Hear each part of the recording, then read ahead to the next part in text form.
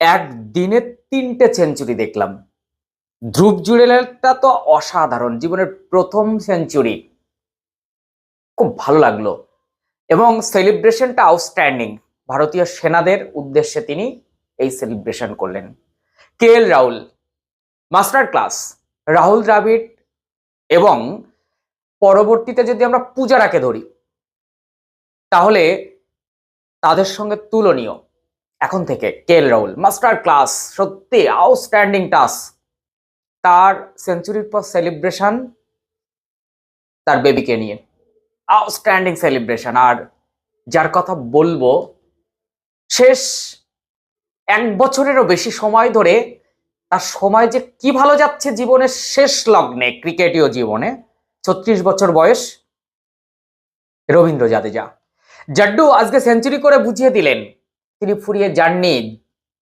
তার এখনো ভারতীয় দলে অনেক কিছু দেওয়ার বাকি। আমরা ওয়েস্ট ইন্ডিজের সঙ্গে 2টো টেস্ট খেলবো ভারতের মাটিতে, নরেন্দ্র দামোদর মোদী স্টেডিয়ামে। প্রথম টেস্ট তার দ্বিতীয় দিনে, ভারত চালকের আসনে। একটা ইনিংসই ব্যাট করবে ইন্ডিয়া, কারণ ওয়েস্ট ইন্ডিজ 162 রানে অল আউট হয়ে যায় মাত্র 44.1 ওভারে। দিনের শুরু থেকে উইকেট পড়তে থাকে প্রথম দিন। ওয়েস্ট ইন্ডিজ একেবারে জর্জরিত হয়ে যায় ভারতীয় বোলারদের দাপটে। মূলত ফাস্ট বোলার জাসপ্রীত বুমরা বিশ্বের 1 নম্বর, তার সঙ্গে যোগ্য সঙ্গত করেন একেবারে মাস্টার ক্লাস। এই মুহূর্তের জন্য বলা যেতে পারে ওয়ার্ল্ডের সেরা ডিএসপি। তার কথা বলছি, নিশ্চয়ই আপনি বুঝে গেছেন, মোহাম্মদ সিরাজ। তিনি যেন ইংল্যান্ড থেকে ফর্মটা ধরে নিয়ে এসেছিলেন এবং এখানেই সেটা প্রয়োগ করলেন। মাঝে কয়েকটা দিনের গ্যাপ, আবার তাণ্ডব শুরু হয়েছে। তারা দুজন মিলে 7টা উইকেট তুলে নিলেন। এই জায়গা থেকে আমরা যদি একটু ভারতের বোলিং সাইডটা আগে আলোচনা করে নিই তাহলে সব থেকে ভালো হবে। সেখানে আমরা যদি একটু ভারতের বোলিং সাইডের খারাপ দিকগুলো একটু ধরি, তারপরে ভালো সাইড তো বলবোই। খারাপ দিক যদি ধরি তাহলে অবশ্যই বলবো নীতিশ কুমার রেড্ডি। তার আরো আরো পারফরমেন্স চাই, এত সুযোগ পাচ্ছেন। ব্যাটিংটা বলছি না, আমি বোলিং সাইড নিয়ে বলছি, অলরাউন্ডার তো। সেই সঙ্গে আমি আর তেমন কিছু পাচ্ছি না। জাদেজা সুযোগ পেয়েছেন মাত্র 3 ওভার হাত ঘোরানোর, 15 রান দিয়েছেন, উইকেট পাননি। তত সময় ওয়েস্ট ইন্ডিজ ফিনিশ হয়ে গেছে। জাসপ্রীত বুমরা তার বোলিং এর তো ঝলকানি আমরা জানি, প্রত্যেকটা বোল্ড করেছেন। 14 ওভারে 3 মেডেন, 42 রান দিয়ে 3টে উইকেট নিয়েছেন। মোহাম্মদ সিরাজ 4টে উইকেট। সেখানে Mohammad Siraj 14 over 3 maiden, 40 run দিয়ে 4টে উইকেট।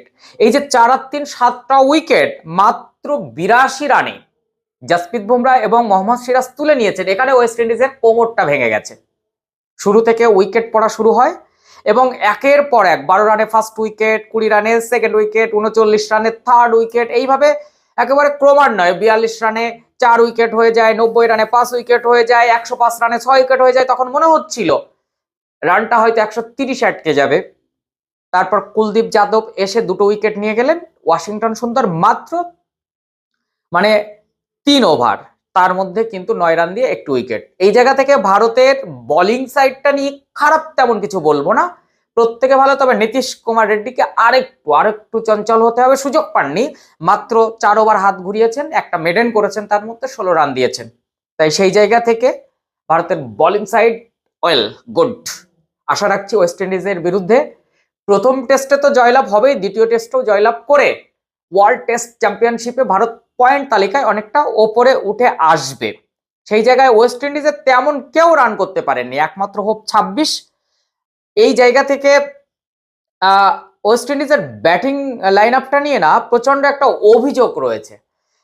আমি জানি না জাস্টিন 32 রান করেন, কিন্তু এখানে সেই চন্দ্রপাল, লারা, কালহোফার এইসব কোথায়? ওয়েস্ট ইন্ডিজ তো ক্রিকেটেরই দেশ, কিন্তু এইভাবে কেন হারিয়ে যাচ্ছে জানি না। তাদের অবজারভেশনটা কি আছে টিম নিয়ে? এই ওয়েস্ট ইন্ডিজকে পরপর ছোট ছোট টিমরা হারাচ্ছে, তারা বিভিন্ন প্রতিযোগিতায় হারছে। শুধু না, আইসিসির বড় বড় ইভেন্টে তারা জায়গা পাচ্ছে না। কিন্তু 162 run first innings, India bat করতে নেমে তো একেবারে ধুয়োধস শুরু হয়। ধুয়োধস শুরু হয় কেন বললাম, 68 রানে গিয়ে ফার্স্ট উইকেট যশস্বী জয়সওয়াল, তো সেই জায়গা থেকে তিনি 36 রান করেন। কে এল রাহুল 100 রান করেন। একেবারে আমি বলবো 197 বলে ক্রিকেটীয় ঢঙে 50% বেশি বল খেলেছেন। তো সেই জায়গা থেকে আমি বলবো স্ট্রাইক রেটটাও তার 50.76। তো সেই জায়গা থেকে একজনকে নিয়ে কথা বলবো ব্যাটিং সাইডে, অনেক সুযোগ পাচ্ছেন, কাজে লাগাতে হবে, সাই সুদর্শন।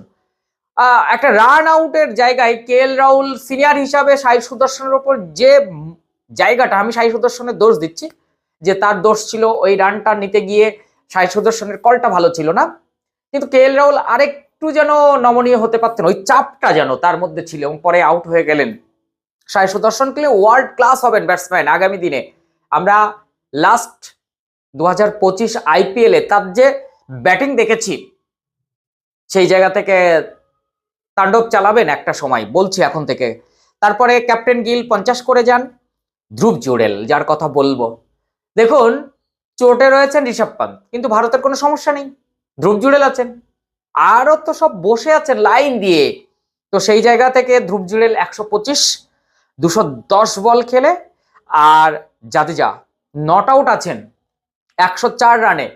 আশা রাখছি একটা ডাবল সেঞ্চুরি চাই জাড্ডুর কাছ থেকে, সুযোগ রয়েছে কিন্তু, কারণ একটা ইনিংসে ব্যাট করবে, মাত্র 2টো দিন শেষ হয়েছে, তৃতীয় দিন টোটালটা ইন্ডিয়া ব্যাট করতে পারে। এই জায়গা থেকে চতুর্থ আর পঞ্চম দিন কাফি ওয়েস্ট ইন্ডিজের এই দুর্বল ব্যাটিং লাইন আপকে জাসপ্রীত বুমরা, মোহাম্মদ সিরাজকে গুটিয়ে দেবেন, 20টা উইকেট তুলতে কোনো সমস্যা নেই। আসলে অন্য দেশের সঙ্গে ইন্ডিয়ার পার্থক্যটা কোথায়, অন্য দেশ ব্যাটিং করে ব্যাটিং এর মতন, যেটা টেস্ট টেস্ট ওয়ানডে, কিন্তু ভারত শুধুমাত্র এটা করে না, টেস্টেও ঢংটা এমন থাকে যে 20টা উইকেট তোলার সময় রাখতে হবে, যেটা বাংলাদেশ করতে পারে না, পাকিস্তান করতে পারে না, ইদানিং শ্রীলঙ্কা করতে পারছে না। এরা ব্যাটিং করে সেই জায়গা থেকে মারার বল মারা ছাড়া এটা নয়, যেন টেস্ট খেলতে নেমেছি এই মানসিকতা নেম। হ্যাঁ, অনেক সময় পিস একেবারে আঁকড়ে বসে থাকতে, ইংল্যান্ডের সঙ্গে আমরা দেখেছি জাড্ডুর, মোহাম্মদ সিরাজ, তারা শেষ মুহূর্তে কিভাবে ম্যাচটাকে ঘুরিয়ে দেওয়ার প্ল্যান করেছে ঋষভ পান্ত। কিন্তু ভারতের একটা মেজাজ থাকে যেখানে পর্যাপ্ত সময় দেওয়া হয় বোলারদের, যাতে 20টা উইকেট তারা তুলতে পারে। দেখুন মাত্র 2টো দিন শেষ হয়েছে, তার মধ্যে 44 ওভার ওয়েস্ট ইন্ডিজ খেলেছে, ভারত মাত্র 128 ওভার খেলেছে। সেই 128 ওভারে ভারত 448 রান তুলে নিয়েছে 5 উইকেটের বিনিময়ে। আশা রাখছি এখন ওয়াশিংটন সুন্দরের একটা সেঞ্চুরি চাই, 9 রানে ব্যাট করছেন, আর জাড্ডুর একটা ডাবল সেঞ্চুরি চাই, তাহলে একেবারে পরিপূর্ণ হবে এই জায়গাটা। তো সেই জায়গা থেকে আশা রাখছি 2টো টেস্টের এই সিরিজ ওয়েস্ট ইন্ডিজ 2-0 বাড়ি ফিরবে, আর ভারতের একটা বড় জয় প্রথম টেস্টে আমরা দেখতে পাচ্ছি।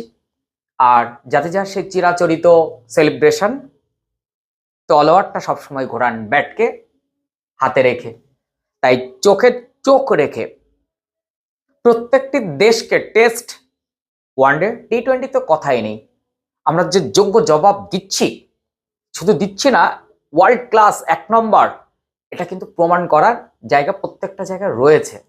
কাজেই ইংল্যান্ড সফর সেরে ভারতের মাটিতে ওয়েস্ট ইন্ডিজের সঙ্গে টেস্ট খেলছে, 2টো টেস্ট জেতা খুব দরকার, এই কারণে ওয়ার্ল্ড টেস্ট চ্যাম্পিয়নশিপে ফাইনাল কিন্তু এবছর খেলতেই হবে, মানে এবছর মানে নেক্সট 27-এ।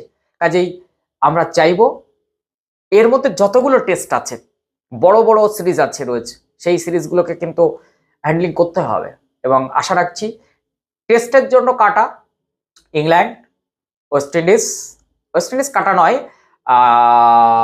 অস্ট্রেলিয়া এবং সাউথ আফ্রিকা, এই 3টি দেশকেই ধরবো। ওয়েস্ট ইন্ডিজ এখন সেই জায়গায় তো নেই কখনো, তাছাড়া শ্রীলঙ্কা একটু বেগ দিতে পারে, তাছাড়া কেউ বেগ দেওয়ার মতো নেই।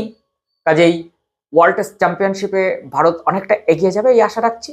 দেখুন 3য় দিনের খেলা, তত সময় ভারতের 3জন সেঞ্চুরিয়ান, একজন মাস্টার ক্লাস কে এল রাহুল, একজন ধ্রুব জুড়েল জীবনের প্রথম টেস্ট সেঞ্চুরি, এবং জাড্ডু ভারতের জাদেজা অলরাউন্ডার 1 নম্বর ওয়ার্ল্ড। তো সেই জায়গা থেকে তার সেঞ্চুরি, নট আউট, এই 3জনকে আমার তরফ থেকে তো একটা স্যালুট রইল। আর ক্রিকেটে কিন্তু ভারতের একের পর এক ধামাকা আমরা দেখতে চলেছি।